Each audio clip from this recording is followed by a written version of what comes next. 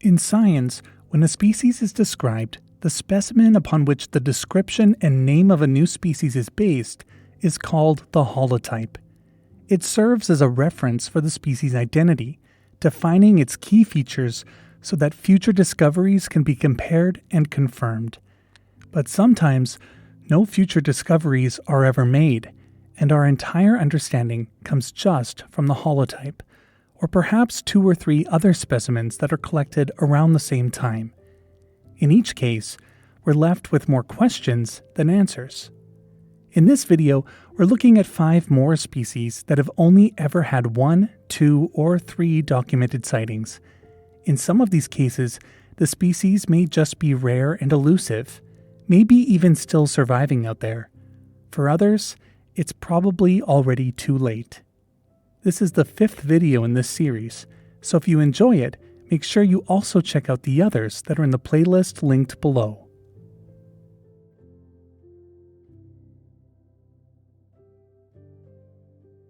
Sitting in the Tasman Sea, about 600 kilometers east of Australia, sits the tiny Lord Howe Island. Despite the fact that it only covers 14.5 square kilometers, this subtropical island was once home to a diverse set of endemic species. In 1972, paleontologist Jerry Van Tetz was on the north end of Lord Howe when he came across the entrance to a small cave covered in vines. And as he entered, he made an amazing discovery. There, sitting up on a ledge just inside, was the partial remains of a small bat. It was a nearly complete skull, missing only a few teeth and some of the delicate inner ear bones. At the time, Lord Howe Island was only known to have 1 species of bat, the large forest bat, but this skull belonged to a different species. After 3 years of research, it was finally described, and the Lord Howe long-eared bat entered scientific literature. But this was the beginning of the mystery of this species. Van Tetz believed that the skull was thousands of years old, and that the species was likely long extinct. But more recently, some interesting evidence has come to light. Early naturalists who visited the island didn't collect any bat specimens, but some documents that were written by them in the 1880s have revealed that 2 different bat species of notably different sizes were observed flying around the island at night. Then, in 1999, a closer analysis of the skull itself suggested that it wasn't anywhere near as old as Van Tetz had hypothesized. In fact, the skull was revealed to have been deposited only between 50 and 100 years before Van Tetz found it, placing its death sometime between the late 19th and early 20th century. And interestingly, that timeline lines up exactly with 2 major ecological events on Lord Howe Island.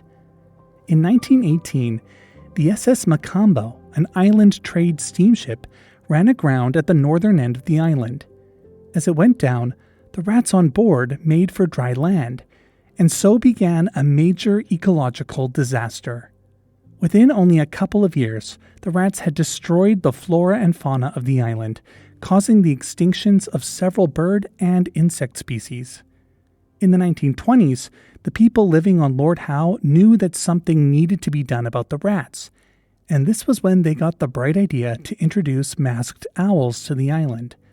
Of course, the owls didn't know that they were only intended to target the rats, and they too played a major part in the extinction of native fauna. Could it be that the Lord Howe long-eared bats were also targeted by the rats and the owls and eaten into extinction before any was recorded alive? The fact that the one and only skull that we have of the species was found sitting up on a ledge in a cave suggests that it may have fallen prey to an owl, but we can't say for sure. Several searches for the species have occurred since 1999, but they all failed to rediscover it. But anecdotal stories from people living on the island still told of 2 different-sized bats being seen flying around at night. So this led the IUCN to assess the Lord Howe long-eared bat as critically endangered in 2008. However, in 2020, when it was assessed again, it was relisted as extinct. Some think that this species may just barely be holding on somewhere on the island, and the rediscovery of several other lost species from Lord Howe, like the Lord Howe stick insect and the Lord Howe Island wood-feeding cockroach, has helped to keep hope alive that the Lord Howe long-eared bat, a species only known from a single tiny skull, could still be out there.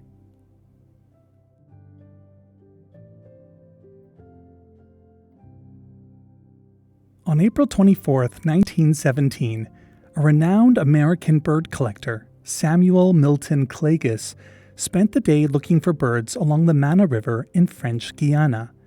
He was approximately 10 kilometers above the confluence with the Coquioco River at a place he called Saut Tamanoir, when he came across an unfamiliar species of nightjar.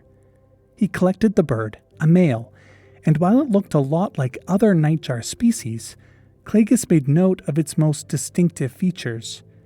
It measured approximately 22 centimeters in length, had grayish-brown underparts heavily streaked and mottled with cinnamon and black, an indistinct tawny collar on its neck, wings with buff and cinnamon spotting, but most distinctive were the white patches on the side of its throat, outermost flight feathers, and tail feathers. In 1920, ornithologist Clyde Todd described it as the Cayenne Nightjar, and the specimen was deposited in the Carnegie Museum of Natural History in Pittsburgh. For decades, people searched for the species, but efforts to rediscover it proved more difficult than expected. There were a few unconfirmed sightings, however. In 1982, a possible female was captured at the Saul airstrip, approximately 180 kilometers southeast of the location where the holotype was collected. The bird was released and no photograph was taken, and as a result, its true identity remains unclear. Additional possible sightings occurred in 1999, also near Saul, but none have been verified and no physical evidence was ever gathered. Naturally, researchers sought to come up with another possible explanation. The validity and taxonomic status of the Cayenne nightjar were questioned, with some arguing that it could not represent a distinct species for two reasons. They argued that the holotype was still not fully an adult when collected, and therefore did not have complete adult plumage yet, and they also noted that it closely resembles two other species of nightjar, namely the blackish nightjar and the Roraima nightjar, so the species may just be a case of mistaken identity. But in 2015, a paper was published in the journal Zootaxa refuting these claims. The authors argued that the holotype is in fact a fully grown adult, and that the distinctive markings suggest that it cannot be another species of nightjar. It was clearly not just a strange color morph of another species, and hybridization between nightjars at the time had never been documented before. Based on this research, it was concluded that the Cayenne nightjar represents a distinct lineage, and therefore must represent a valid species. But still, no other confirmed record of the species has surfaced in over a century since the collection of the holotype. While it is possible that the bird survived somewhere in French Guiana or neighboring Suriname or Brazil, it's considered highly unlikely, and the Cayenne nightjar is currently listed as data deficient by the IUCN.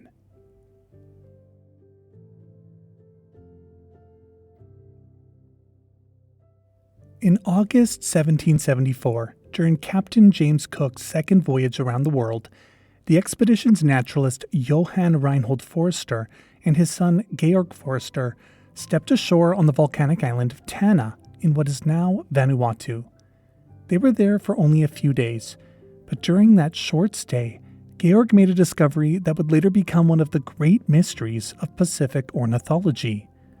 While exploring the lush forests near Port Resolution, Georg encountered a small dove of a species that he hadn't encountered before. Its head and breast were a rusty chestnut tone, its back was dark red or purple, and its wings were dark green and brown. Georg shot the bird for his scientific collection and took it back to the ship. Thankfully, he decided to paint the dove in his journal, a watercolor that he labeled Tanna, female, 17 August 1774.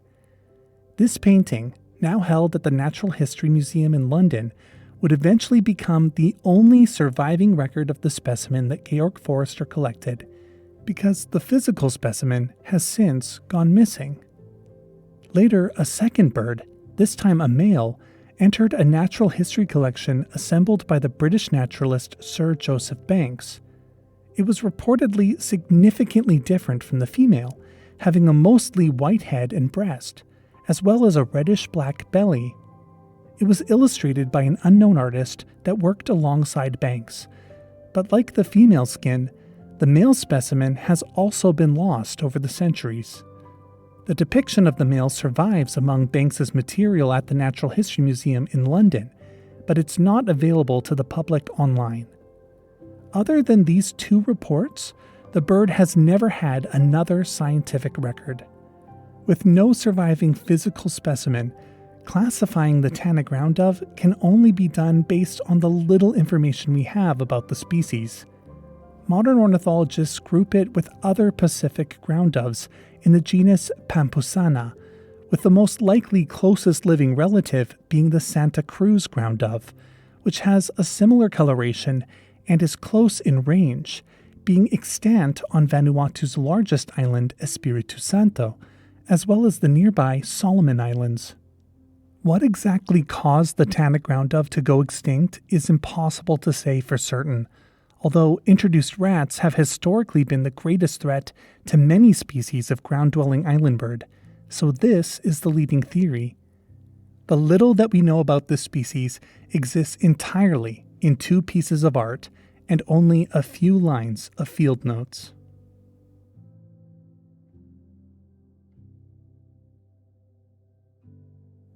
In 1911, a woman named Miss A. Eastwood went to visit her family farm located near Hennertsburg in Limpopo Province, South Africa.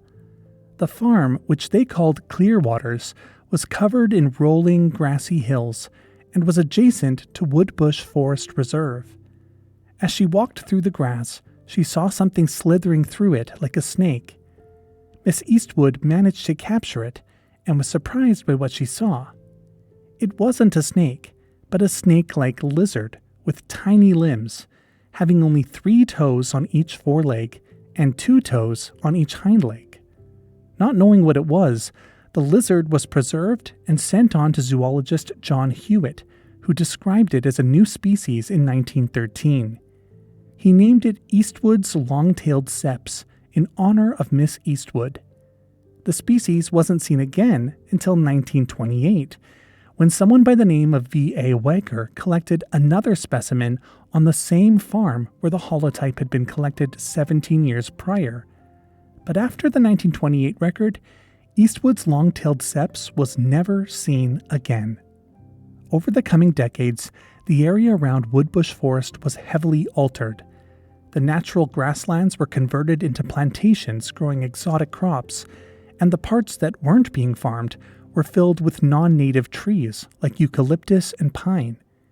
In the 1980s, nearly 60 years after Eastwood's long-tailed Seps was last sighted, attempts were finally made to rediscover it.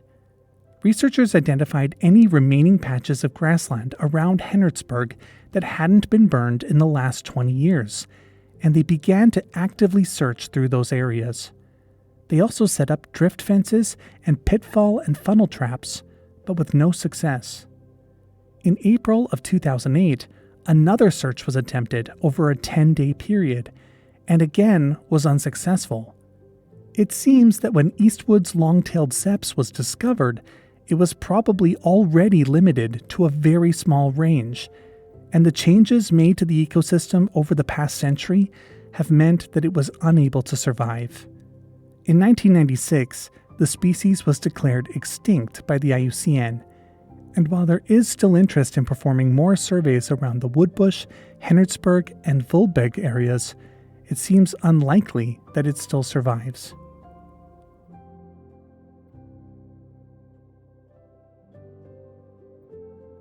South Africa is home to another species that has only ever been recorded once. In 1947, a South African mammologist and museum director named Guy Jester Shortridge was on a farm near Guna, roughly 86 kilometers east of Calvinia in South Africa's Northern Cape province, when he collected a specimen of golden mole. He sent it on to a British South African medical doctor and paleontologist named Robert Broom, who noticed that it was different from other known species. It was a female, measuring 10.5 centimeters long, and while it had the same general body shape and features of other golden moles, its coloration was different. The dorsal fur was a pale tan brown, while the ventral side was slightly lighter and predominantly gray. When Broom examined the skull morphology, the distinction from other related species became clear. He found that it was notably shorter and broader than other species, enough so to confirm his suspicion that this was a new, undescribed species. So in 1950, Broom described it, giving it the common name of Visagie's golden mole, in honor of the farmer on whose land it had been discovered. But it didn't take long for other researchers to question the legitimacy of this species. Many felt that the specimen was more likely a strange color morph of the more widespread and abundant Cape golden mole. Others thought that it could possibly just be an unknown species, but there were a few problems. Firstly, the coloration doesn't align with the Cape golden mole at all.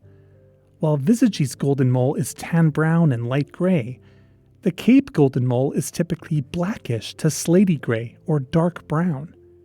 Second, Guna is situated far outside of the known range of the Cape golden mole, and the habitat of Visagie's golden mole isn't suitable for any other known golden mole species. Guna is in the Namakaru, which is extremely arid, and the ground here is often compact and stony. Other golden moles prefer soft, sandy soil that retains some moisture. In fact, no other species of golden mole has ever been documented around Guna, and this led to the next question. Was the specimen actually collected here? It has been hypothesized that perhaps Broom recorded the location wrong, and that he actually meant the Guna forest, which is on the southern coast of the country and is in prime habitat for golden moles. However, of the species found there, Visagie's golden mole still isn't a physical match. Not only that, but Broom's record of the location is highly specific. He names the farm, mentions that a nearby river is called the Renoster, and notes that the specimen was collected 54 miles east of Calvinia, Cape Province. How could he have made such detailed notes in error? Over the course of 20 years, 2 expeditions to search for the species occurred, but the results of these surveys didn't offer any hope. Not only was no other specimen of Visagie's golden mole ever found, but no evidence of any golden moles was discovered at all. When local farmers were asked, none could recall ever seeing an animal like a golden mole, despite their familiarity with the land and decades of working in the soil. When researchers returned to the farm where the holotype had supposedly been collected, they found that it had been severely altered, extinguishing the possibility that the species still survived there. To this day, only this one specimen has ever been found. Its skull proportions differ from those of other golden moles examined, and because of this, the taxon has retained its recognition as a distinct species, pending genetic study. And that's it for this week's video. I need to say a huge thanks to the staff at the Amatole Museum in King Williamstown, South Africa, for sending me images of Visagie's golden mole, and to the staff at the Australian National Wildlife Collection for providing me with the images of the Lord Howe long-eared bat skull. I also need to thank my patrons. Without their ongoing support, I wouldn't be able to make a video like this every week. If you want to support the channel, consider joining us on Patreon. The link is in the video description below. Thanks for watching, and I'll see you next time.